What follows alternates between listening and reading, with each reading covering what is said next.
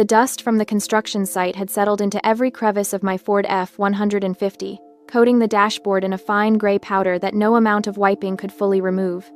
My hands ached as I gripped the steering wheel, tendons screaming after 10 hours of supervising concrete pours and checking structural integrity on the Morrison renovation.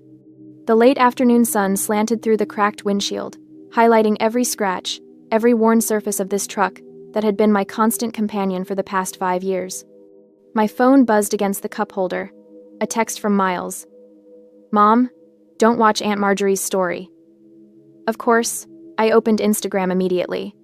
The video loaded on my cracked screen, the cheerful opening bars of some pop song playing as my sister Marjorie swept into frame. She wore a Ralph Lauren silk dress in cream, the kind that cost more than my monthly truck payment, and her highlighted hair caught the light as she gestured expansively at the lake house. My lake house. The one where I'd spent every childhood summer, where I'd carved my initials into the dock post, where I'd dreamed of bringing my own children one day. "Welcome to our little lakeside paradise." Marjorie's voice had that airy, performative quality she used for social media. "I'm giving you all an exclusive tour of our family estate." I watched her glide through rooms I knew by heart, the great room with its stone fireplace, the kitchen with the farmhouse sink. Then she reached the hallway leading to the bedrooms, and my stomach clenched. "And this," she said, pushing open a door, "used to be my sister's childhood bedroom, but we turned it into extra storage because the house just has so much space. It's a waste to leave rooms empty." The camera panned across what had once been my sanctuary. The window seat where I'd read books was buried under cardboard boxes. The closet where I'd hidden my architecture sketches stood open, revealing neat rows of Callaway golf clubs, Everett's collection, at least $15,000 worth of titanium and carbon fiber. Winter coats hung on a rolling rack. Ski equipment leaned against the wall where my bed had been. "Everett's golf gallery," Marjorie laughed, running her hand along a driver. "It's perfect for all his toys." The video continued, but I'd stopped watching. My vision had narrowed to a tunnel. The phone felt slippery in my sweaty palm. I didn't cry. Instead, nausea rose from the pit of my stomach in a hot wave. My hands found the steering wheel again, gripping until my knuckles blanched white. The sadness I'd expected didn't come. In its place, a cold, sharp anger that felt almost surgical in its precision. This wasn't new. I'd been the afterthought my entire life. But there was something about seeing it broadcast to 2,000 followers, seeing my childhood literally reduced to a storage space, that finally snapped something inside me. The memory came unbidden. Eliza's 9th birthday, 2 years ago. We'd sat at my small kitchen table, my daughter and I, watching the candles on her grocery store cake melt into the frosting. I'd called my mother 3 times. When she finally answered, Beatrice's voice had been distracted, annoyed. "Virginia, I can't talk right now. Marjorie just picked up her new Mercedes, and I'm helping her register it at the DMV. It's Eliza's birthday, Mom. You promised you'd call her." "There's a birthday every year, Virginia. Don't be dramatic." The line had gone dead. Eliza had blown out her candles alone, and I'd told her Grandma was stuck in traffic. My daughter had believed me because she was 9 and sweet, and hadn't yet learned that some people simply don't make room for you in their lives. That was my fatal flaw, I realize now, sitting in this dusty truck with my sister's voice still echoing from my phone.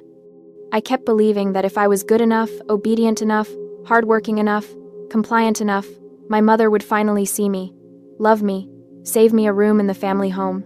My submissiveness hadn't earned me love, it had earned me contempt. I started the truck, the engine turning over with a reluctant growl.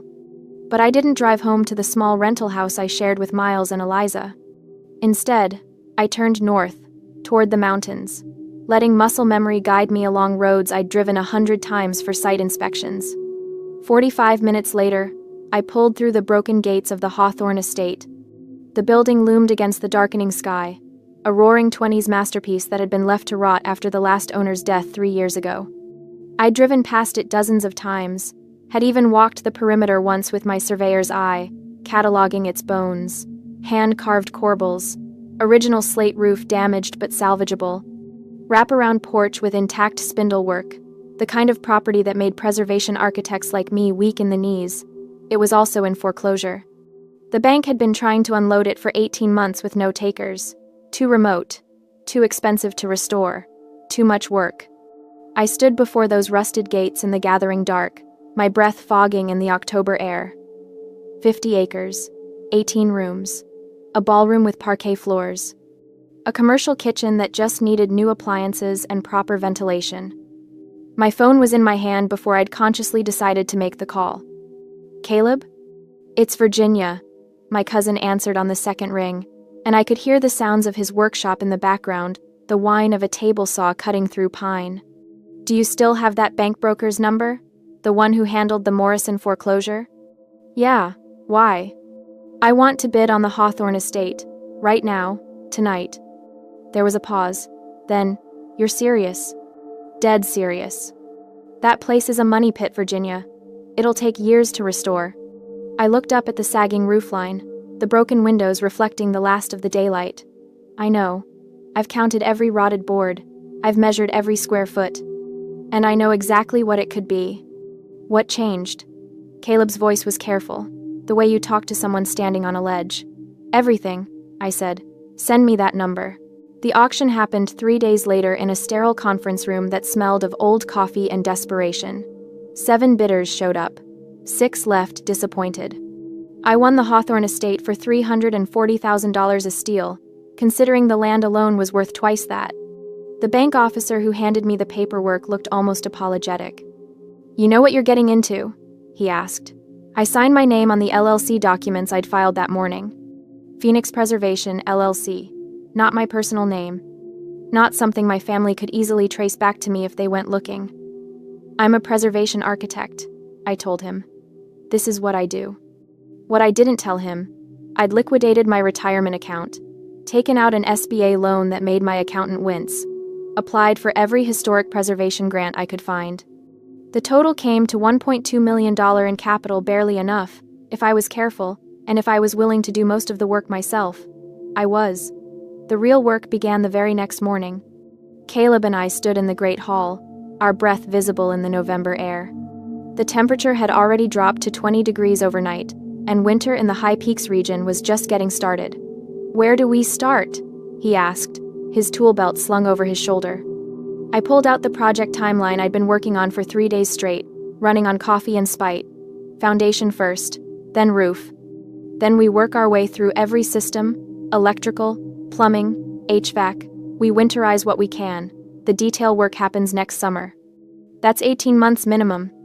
I know. He studied my face. You're really doing this. I'm really doing this. We worked through that first winter like people possessed. When the temperature dropped to 10 below zero in January, we kept going. Caleb and I wore so many layers we could barely move, our hands wrapped in work gloves over liner gloves, our faces masked against the wind that screamed down from the mountains. The material trucks couldn't always make it up the access road when ice made the grades impassable. On those days, we carried supplies ourselves. Oak beams that took 2 of us to lift. Bags of mortar that left our shoulders bruised. Copper piping in 100-foot coils that we rolled up the hill like Sisyphus with his stone. My hands, which had spent the last decade holding pencils and drafting beautiful preservation plans, became something else entirely. The skin cracked and bled from the mortar and the cold. Calluses built up in layers. My back ached from hauling wheelbarrows of debris. My architect's eye for beauty became secondary to my contractor's obsession with structural integrity. But we had help. Uncle Theodore, my mother's brother, who'd served 30 years in the Army Corps of Engineers, showed up one February morning with a thermos of soup and an envelope of cash. Don't tell your mother, he said gruffly, pressing $500 into my hand. She doesn't need to know everything. Uncle Theo, I can't. You can and you will. Consider it an investment. I've seen the plans. You're building something real here. He looked around the gutted interior, and I saw approval in his weathered face. Your mother raised you to be small, but you were never meant to fit in that little box. Miles came up on weekends, my 14-year-old son with his laptop and his wire strippers, mapping out the network infrastructure for what would eventually be a smart building. Mom, if we're doing this, we're doing it right, he said, sketching cable runs on my blueprints. Fiber optic backbone, mesh Wi-Fi, the whole system controlled from a central hub. Even Eliza helped, my 11-year-old daughter who showed up after school with her homework done, asking for sandpaper and wood stain. She spent hours on the grand staircase, working her way up each riser, turning scarred oak back into something beautiful. One evening in March, we sat around the temporary space heater in what would eventually be the lobby. Eliza looked up from the banister she'd been sanding, her hands dusty and tired. "Mom? This house is so big. Will Grandma get to come here when it's done?" I set down my coffee, looked at my daughter's calloused palms, so small against the rough wood. "Only people who held sandpaper get to walk through the front door, sweetie. That's the rule." "End of it?" She thought about this, then nodded. "That seems fair." Spring brought possibility. The roof was sealed. The foundation was solid. Every window had been restored or replaced. The mechanical systems hummed to life: heat, water, electricity flowing through arteries we'd installed with our own hands. By summer, we had walls painted in historically accurate colors. Period light fixtures sourced from architectural salvage yards across 3 states. Furniture that mixed restored antiques with comfortable modern pieces. 18 suites, each named after local landmarks, each designed to make guests feel they'd stepped into a different era, while still having heated bathroom floors and high-speed internet. However, a year later, in May, exactly 18 months after I'd signed those papers, I stood on the completed wraparound porch with a glass of champagne that Caleb had brought to celebrate. The market appraisal had come back that morning, $4 million. I'd turned $1.2 million and 18 months of physical hell into something worth more than 3 times my investment. More importantly, I'd turned a ruin into a destination, a place people would drive 3 hours from Manhattan to experience. "You did it," Caleb said, touching his glass to mine. I looked out at the mountain view, at the gardens we'd planted, at the sign being installed at the gate, the Hawthorne Estate, a historic boutique hotel. "We did it," I corrected. Then, quieter. Without them. My body was exhausted in ways I'd never imagined possible. But my spirit? My spirit had never been stronger. By the time the soft opening arrived in May, I had transformed into a different woman. I'd invited local business owners, the Chamber of Commerce, and a food blogger from Albany who'd been covering Adirondack tourism. The response was overwhelming, every suite booked for the weekend. The dining room filled with guests exclaiming over the restored moldings and the seasonal menu we'd developed with a farm-to-table chef from Lake Placid. That's when Marjorie found the website. I didn't know she'd seen it until the complaints started. First, an anonymous tip to the health department about unsanitary kitchen conditions at an establishment I'd never named to my family. Then, 2 days later, a zoning complaint about illegal commercial use of residential property, despite our permits being public record. The health inspector arrived on a Friday afternoon, right in the middle of a tasting event for a corporate retreat group. He was apologetic but thorough, and I watched 20 potential clients exchange nervous glances as he checked refrigerator temperatures and examined our sanitization logs. I didn't panic. 18 months of building code battles had prepared me for this. "Would you like to see our permits?" I asked calmly, pulling out a binder that contained every inspection, every certification, every piece of documentation required by New York State for a commercial hospitality operation: food service permit, fire safety certification, AITA compliance report, occupancy permit, historic preservation variances. I'd memorized every code section, every requirement, because that's what preservation architects do. We speak the language of regulations fluently. The inspector flipped through page after page, his expression shifting from skeptical to impressed. He checked the commercial kitchen's ventilation system, the fire suppression equipment, the grease trap installation. He found nothing because there was nothing to find. "This is some of the most thorough documentation I've seen," he admitted, closing his folder. Whoever filed that complaint clearly didn't know what they were talking about. I walked him to the door, maintaining my professional demeanor even as satisfaction hummed through my veins. As we reached the porch, he paused, and something in his expression changed a flicker of respect, maybe, or pity. "Ma'am, I probably shouldn't tell you this, but..." He pulled out his phone, scrolled for a moment, then showed me the screen. "This is the complaint that came through our online system." The form was standard bureaucratic design, but 2 details jumped out immediately. First, the attached photo, a high-angle shot clearly taken from a drone, showing the estate from above. The kind of aerial photography Marjorie's oldest son, Callum, Loved to post on his social media, always bragging about his new toys.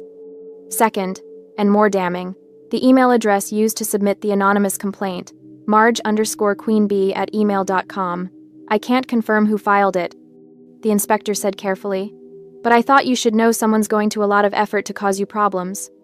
After he left, I stood in my office, a converted library with its original built-in shelves, and stared at that screenshot I'd taken.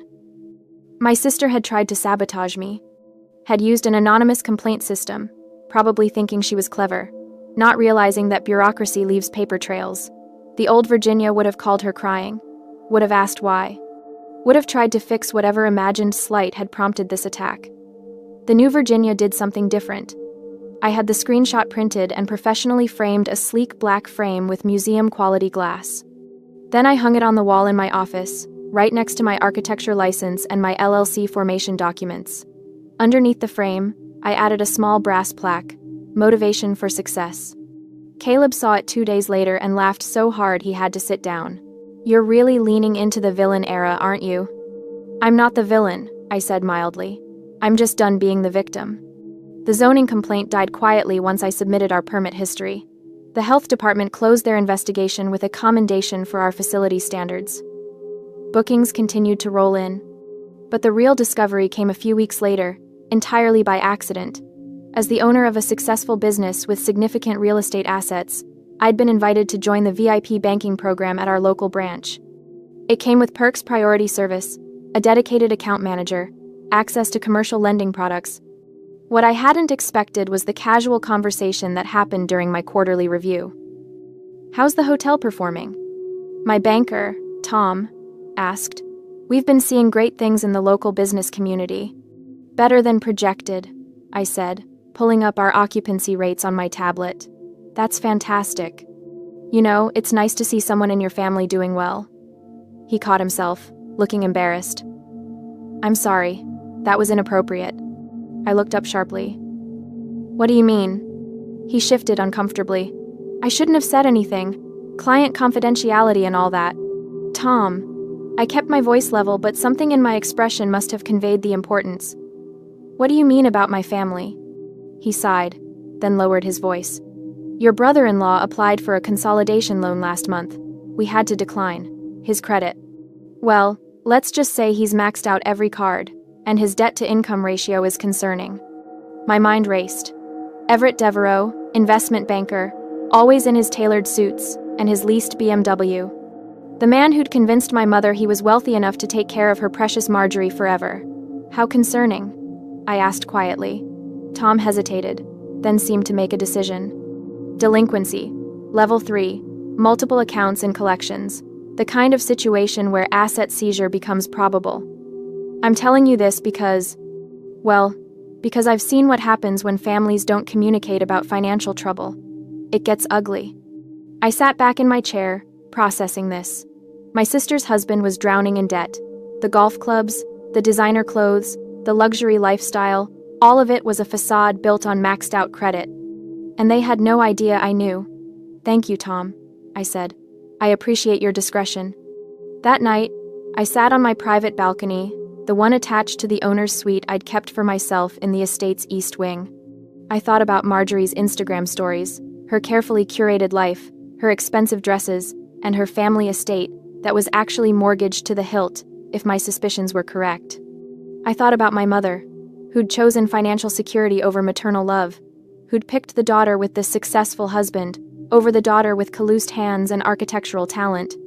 And I thought about the framed email on my office wall, my sister's careless cruelty preserved behind glass. I didn't call to gloat. I didn't share what I'd learned. I simply filed the information away, a chess piece I might need later. Patience, I'd learned over 18 months of restoration work, was its own kind of power. That power came to fruition when the Hawthorne Estate's grand opening in June exceeded every projection. We were booked solid through the whole summer, and the features in regional magazines had led to corporate retreat inquiries from companies in Boston and New York City. The revenue stream I'd projected conservatively had blown past my year-one targets by the summer. That's when my mother called. Virginia. Beatrice's voice was honey-sweet, the tone she used when she wanted something. I saw the article in Adirondack Life, The photos are just stunning. You must be so proud. I sat at my desk, looking at that framed email on the wall. Thank you, Mom. I was thinking Marjorie and Everett and I should come visit this weekend. I want to see what you've done with the place. We could stay in that presidential suite they mentioned. It would be wonderful publicity for you, having family there for the opening. There it was, the assumption that she was entitled to walk into the space I'd built with my own bleeding hands. That she deserved the best room in the house, the one that commanded $800 a night and was booked 3 months out. I'd love that, Mom, I said, my voice neutral and professional. But I've signed a management contract with investors. We have a strict blackout dates policy regarding relatives to avoid any conflicts of interest. The system has already locked out family member reservations for the first year. Silence. Then, what do you mean, locked out? Virginia, don't be ridiculous. It's not ridiculous. It's a standard business practice to maintain credibility with commercial clients. I'm sure you understand. I certainly do not understand. Her voice had shifted from sweet to sharp in an instant. That house has 18 rooms. It's massive. And you're telling me you can't squeeze your own mother into a corner somewhere? You were banned from the lake house because it was too cramped, and now you're being stingy when you have all this space? The lake house had 7 bedrooms. My childhood room had been turned into a storage closet not because of space constraints, but because I didn't matter enough to keep it. I let the silence stretch for a moment. Then, articulating every word with surgical precision, "You're absolutely right, Mom. My house is huge. 18 suites, 50 acres, absolutely enormous. But unfortunately, it's also perfectly full when it comes to you." I hung up before she could respond. My hands were shaking, but not from fear or anxiety. From the sheer adrenaline of finally saying what I'd needed to say for 42 years. I'd built something they couldn't take from me, and I was allowed to decide who entered it. The fallback happened within hours. Marjorie posted a vague status on Facebook. Interesting how money changes people. Some of us remember where we came from, and some of us abandon family the moment we get a little success. Stay humble, everyone. The post got 73 likes from people who didn't know the full story. My mother's friends, Marjorie's country club acquaintances. People who saw a successful woman and assumed she'd gotten too big for her britches. Then Caleb commented, and the tide shifted. "Strange," he wrote. "During the last 18 months when Virginia was carrying oak beams up a mountain in a blizzard, I didn't see any of you coming to help. When she was working 90-hour weeks to meet inspection deadlines, where was the family support? Now you want to show up and enjoy it for free? That's not how sweat equity works." The response was immediate. People started asking questions. Uncle Theodore weighed in with his own comment about how he'd watched me rebuild that estate with my own 2 hands and the determination of someone who'd been underestimated her whole life. Miles posted a photo of his blistered hands from stringing cable, captioned simply, "Built, not given." Within 6 hours, Marjorie had deleted the post. But screenshots lived forever, and several people had sent them to me. I saved them in a folder labeled Receipts, right next to the health department complaint. The pushback didn't stop there. My mother called again, this time in tears. "How could you embarrass your sister like that, letting people attack her online?" "I didn't let anyone do anything, Mom." Caleb spoke the truth. If Marjorie didn't want people to know she wasn't there during the building process, she shouldn't have publicly accused me of abandoning family. "You're being cruel, Virginia." "No," I said calmly. "I'm being fair. There's a difference." The conversation ended with my mother's usual tactic, the dramatic hang-up, the expectation that I'd call back apologizing. I didn't. I turned off my phone and went downstairs to help prep for the evening dinner service, where a group of executives from a pharmaceutical company were celebrating a successful quarter. Later that night, I sat in the great hall after the guests had retired, a glass of wine in hand. The fire crackled in the massive stone fireplace we'd restored, the flames casting dancing shadows on walls I'd personally stripped and repainted. Caleb found me there, dropping into the leather chair across from mine. "You okay?" "Better than okay," I said honestly.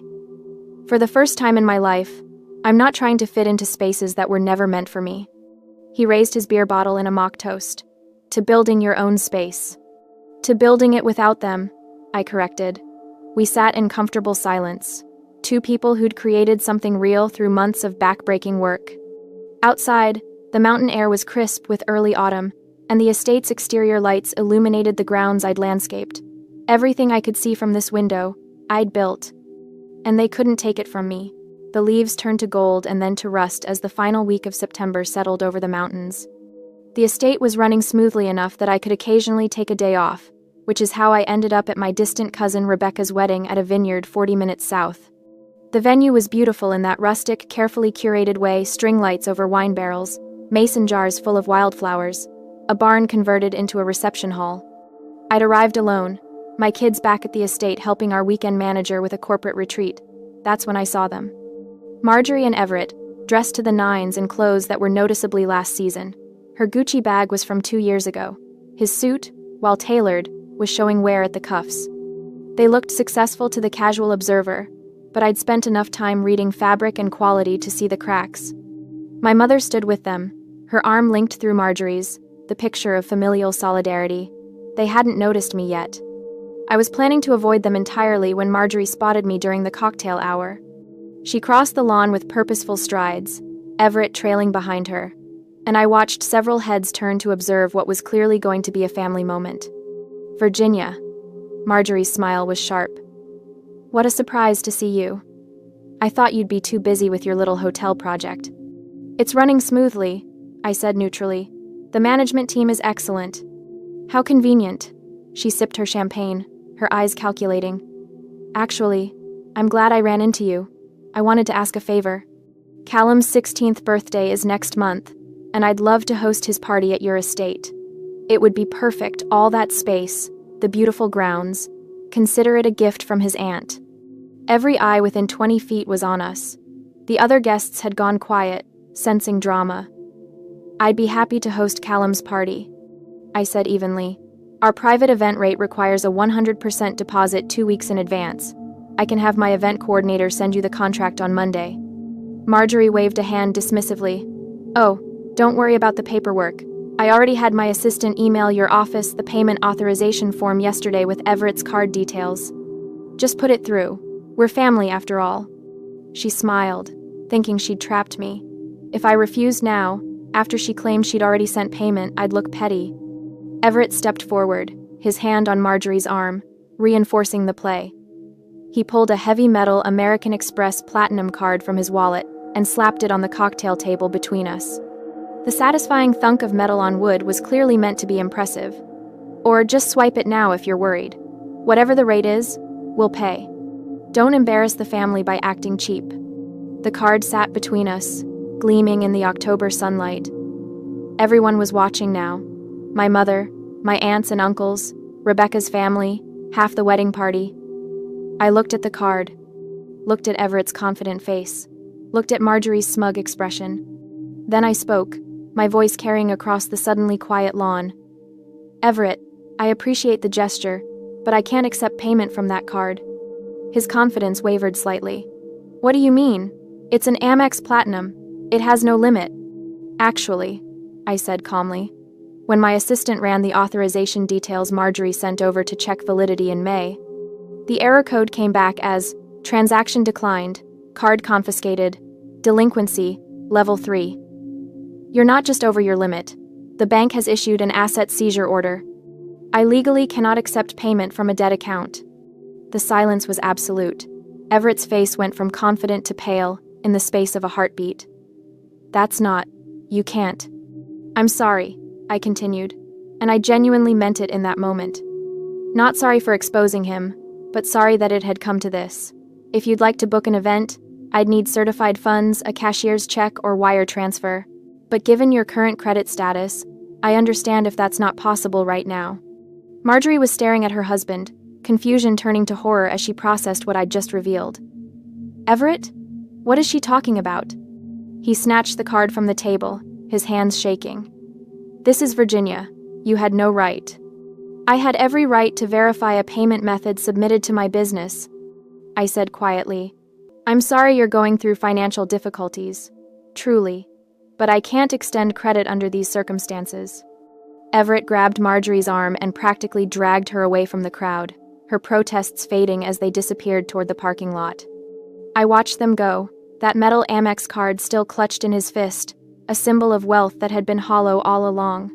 My mother stood frozen 10 feet away, her champagne glass halfway to her lips. Around us, the whispers started quiet at first, then building. The myth of Everett Devereaux, successful investment banker, had just shattered in front of 40 witnesses. I picked up my own glass of wine and took a slow sip, feeling the weight of 3 generations of family dynamics shifting beneath my feet. Uncle Theodore materialized at my elbow. "That was brutal," he said quietly. "She forced my hand," I replied. "I would have happily sent the contract quietly if she hadn't tried to corner me." "I know." He squeezed my shoulder. "Your grandmother would have been proud. She never liked pretense." The wedding continued, though I noticed several people giving me a wide berth, as if financial honesty might be contagious. My mother left early without saying goodbye. I stayed for the ceremony, watched Rebecca marry her high school sweetheart, and felt something loosen in my chest. I'd spent my whole life trying to fit into their narrative, the struggling daughter, the disappointing sister, the one who needed their charity and approval. I'd built something better than all of them combined, and when they'd tried to take it for free, I'd simply stated the facts. The truth wasn't cruel. It just felt that way to people who'd built their lives on lies. I drove home as the sun set over the mountains, the Hawthorne Estates lights visible from the access road, welcoming me back to the space I'd created. My space, my rules, built without them. The silence didn't last long. The foreclosure notice appeared in the public records exactly 32 days after the wedding. I wasn't looking for it. I'd stopped checking on my family's finances after the wedding incident, but Uncle Theodore called to let me know. "The lake house," he said simply. "Bank took possession yesterday. Beatrice has 30 days to vacate." I sat at my desk, that framed email still hanging on the wall beside me, and felt nothing. Not satisfaction, not vindication, not even pity. Just a flat calm, like the surface of the lake on a windless morning. "Where will she go?" I asked, because that was the expected question. She called Marjorie first. Apparently, Marjorie and Everett are moving into a rental, a 2-bedroom apartment in Plattsburgh. No room for a third person. He paused. "She hasn't called you yet?" "No. She will." He was right. The call came that evening, while I was reviewing next month's booking calendar with my events coordinator. My mother's number flashed on my screen. I let it ring 4 times before answering. "Virginia." Her voice was small, trembling in a way I'd never heard before. "I need to talk to you about something important." "I'm listening." "The bank has taken the lake house. I have to be out by the end of November and I don't have anywhere to go. Marjorie's new place is too small, and I thought maybe... You thought maybe I'd have room," I finished. I looked out my office window at the estate grounds, at the gardens Eliza had helped plant, at the stone pathways Caleb had laid by hand. I thought about the sandpaper rule, about who had earned the right to walk through these doors. "Mom, the apartments on the south side are offering move-in specials right now. Very reasonable rates for seniors. I can text you the property management company's number." Silence. Then quietly, "You're really going to do this?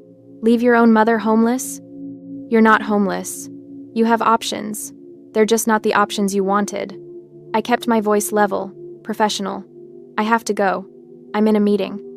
I hung up before she could respond, before the old guilt could creep back in. Then I turned off my phone and finished my work. That night, I couldn't sleep.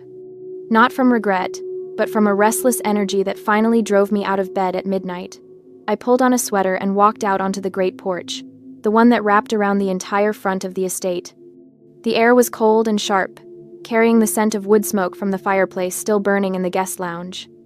The mountain range stretched out before me, dark shapes against a star-filled sky. Somewhere out there, maybe 20 miles north, the lake house sat empty, a for sale sign probably already planted in the yard. I'd spent my childhood in that house, always trying to make myself small enough to fit into the spaces they allowed me. Always hoping that if I was good enough, quiet enough, useful enough, they'd finally see me as worthy of love. They never did, but I'd stopped trying to fit into their spaces. I'd built my own instead, and it was bigger and better than anything they'd ever given me. Movement caught my eye.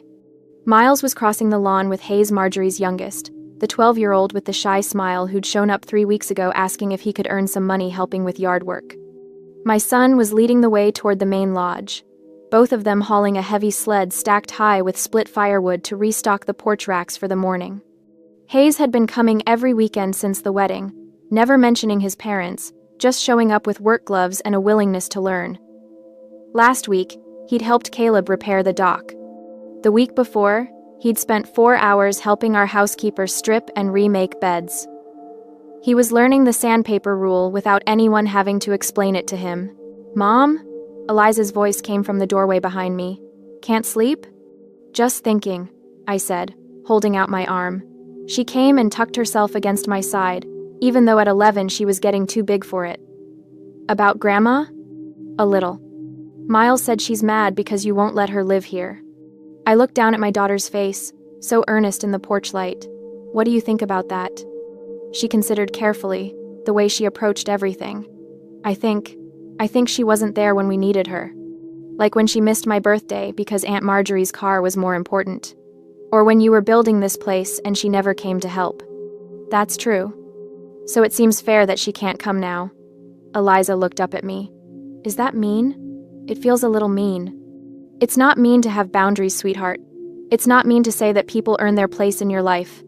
She nodded slowly, then brightened. "Hayes told me his mom is really sad. But he said he likes coming here because it's the first place where people cared if he worked hard instead of just what his dad's job was." My throat tightened. "Yeah?" "Yeah," he said when his dad lost all his money, his friends stopped inviting him to stuff. But here, nobody cares about that. They just care if he shows up and does the work. I hugged her closer, watching Miles and Hayes stack the last of the birch logs onto the rack, their breath puffing in the freezing air.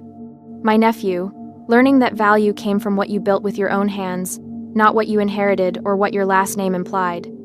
Caleb appeared from around the corner of the building, a cold beer in each hand. He held one out to me. "Thought you might be out here. Can't hide anything from you." "Nah, I just know that look you get when you're processing something big." He settled into one of the Adirondack chairs, and Eliza went back inside to finish her homework. Theo told me about the foreclosure. "Yeah. How do you feel about it?" I thought about that question, really thought about it. How did I feel watching my childhood home get taken by the bank? Watching my mother lose the space she'd valued more than her relationship with me? "Relieved," I said finally. "Is that terrible?" "No, it's honest." We sat in silence for a while, drinking our beers and watching the stars wheel overhead. In the distance, Miles and Hayes finished with the wood and headed toward the equipment shed, their laughter carrying on the night air. "We did it," Caleb said quietly. I looked at the estate, every window glowing with warm light, every guest room occupied, every system running smoothly because we'd built it right the first time. I thought about the revenue statements that showed we'd exceeded our first-year projections by 40%, about the corporate clients already booking retreats for next year, about the couple from Boston who'd gotten engaged on our dock last week and wanted to have their wedding here next fall. I thought about my kids, who'd learned that success came from work, not from playing small and hoping powerful people would protect you. About Uncle Theodore, who'd seen me for who I was all along. About Hayes, finding his way to a place where effort mattered more than appearances. And I thought about that dusty Ford F-150 still parked in the garage, a reminder of where I'd started sitting in that truck with my hands aching, watching my sister turn my childhood into a storage closet. "Yes, Caleb," I said, raising my beer to the mountain view, to the empire I'd built with bleeding hands and stubborn determination. We built it, and we did it without them. The night was cold and clear, and for the first time in 42 years, I fit perfectly into the space I occupied, because I'd made it myself.